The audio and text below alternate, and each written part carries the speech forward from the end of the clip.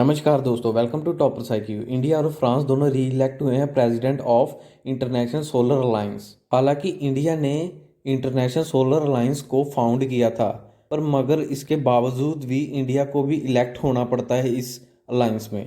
तो आज हम इसके बारे में देखेंगे और एग्जाम पॉइंट ऑफ व्यू से पॉइंट्स कवर करेंगे। तो चलिए शुरू करते हैं। इस लेक्चर की पीडीएफ आप हमारी वेबसाइट toppercycle.com से ले सकते हैं। द हिंदू का आर्टिकल है, India re elected as president of international solar alliance. Ministry of new and renewable energy ने फॉर्मली अनाउंस किया कि वह president of international solar alliance के री इलेक्ट हुए हैं। इंडिया के साथ ही फ्रांस भी री इलेक्ट हुआ है, मगर वह को प्रेसिडेंट है ऑफ द अलायंस। प्रेसिडेंट और को प्रेसिडेंट की इलेक्शन को इंटरनेशनल सोलर अलायंस की थर्ड असेंबली में कंडक्ट कराया गया, मगर इन दोनों देशों का जो टर्नओवर होगा वो नेक्स्ट 2 ईयर्स के लिए होगा। इंटरनेशनल सोलर अलायंस की थर्ड असेंबली हुई, जिसमें तकरीबन 34 आईएसए मेंबर मिनिस्टर थे और 53 मेंबर कंट्रीज थे, और उनमें से 5 signatory and prospective member countries भी थी। आईएसए की थर्ड असेंबली ने अप्रूव किया कि जो इनिशिएटिव है of the ISA secretaries to institutionalise the international solar alliance engagement with the public and private corporate sectors. जो इंटरनेशनल सोलर अलायंस की जो इंस्टीट्यूशनलाइज है उससे इंगेज करेंगे public and private corporate sectors में, और वह साथ ही कोलैबोरेट करेंगे for the sustainable climate action.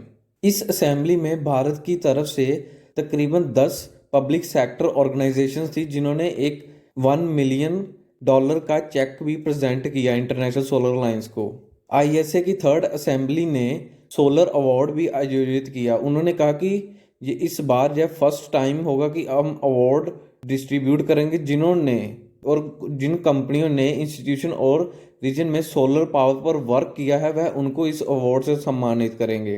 India तो प्रेसिडेंट इलेक्ट हुआ, मगर फ्रांस वह वाइस को प्रेसिडेंट इलेक्ट हुआ। उनके साथ ही कुछ नए वाइस प्रेसिडेंट्स भी इलेक्ट हुए।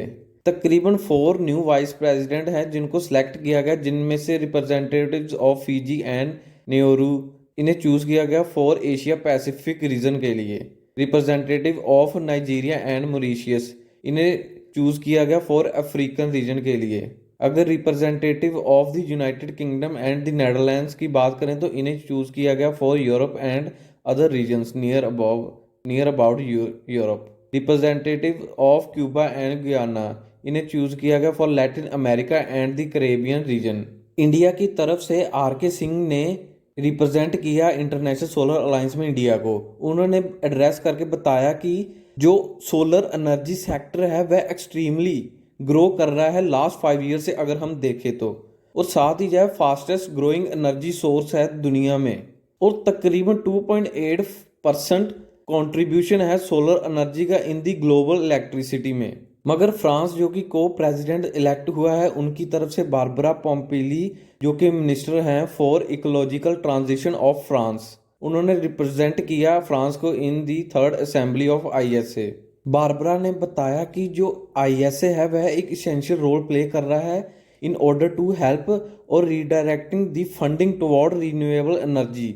जो रिन्यूएबल एनर्जी सेक्टर है वहाँ पर आईएसए बहुत ही इसेंशियल प्ले रोल कर रहा है, क्योंकि उस सेक्टर पर अब इन्वेस्टमेंट और फंडिंग्स और इंक्रीज हो रही हैं। और साथ ही उन्होंने कहा कि जो फ्रांस की इन्वॉल्वमेंट है इन सोलर प्रोजेक्ट्स और सोलर अलायंस में, वह उसे और भी इंक्रीज करके, और साथ ही उन्होंने कमिटमेंट किया कि 1.5 बिलियन यूरोज भी वह सोलर प्रोजेक्ट्स पर इन्वेस्ट करेंगे, जो कि आईएसए मेंबर स्टेट्स जैसे कंट्रीज में होगी 2022 तक। तो अगर सोलर अलायंस की बात करें तो इसे प्राइम मिनिस्टर मोदी ने स्पीच में इनॉग्रेट इनिशिएटिव को प्रपोज किया था इन नवंबर 2015 में, और आज तक करंटली इसकी 121 मेंबर्स कंट्रीज हैं, और इनमें से most of them sunshine countries हैं, जैसे कि वह ट्रॉपिक ऑफ कैंसर से लेकर ट्रॉपिक ऑफ कैप्रिकॉर्न के बीच जितनी भी कंट्रीज हैं वह मोस्टली इसका पार्ट हैं, मगर पाकिस्तान को छोड़कर। आईएसए के हेडक्वार्टर्स गुरुग्राम हरियाणा इंडिया में मिलेंगे, मगर साथ ही आईएसए की असेंबली में जो लास्ट हुई थी वहाँ पर सभी मेंबर्स कंट्रीज ने एक प्रस्ताव रखा कि 1 सन 1 वर्ल्ड 1 ग्रिड, कि सभी कंट्रीज को एक ही ग्रिड से वह कनेक्ट करेंगे, कि अगर किसी कंट्री को इलेक्ट्रिसिटी की ज़रूरत हो वह उसे इंपोर्ट कर पाएगा। अगर किसी कंट्री के पास इलेक्ट्रिसिटी ज़्यादा हो तो वह उसे एक्सपोर्ट भी कर सकता है नेबर कंट्री को। यह एक मेगा सोलर प्लान है of the international solar alliance. इसे 2018 में पीएम मोदी ने अनाउंस किया था in the international solar alliance assembly में। So for the time being ये है एंड इस वीडियो का। चैनल को सब्सक्राइब और लाइक करना मत भूलिएगा। धन्यवाद।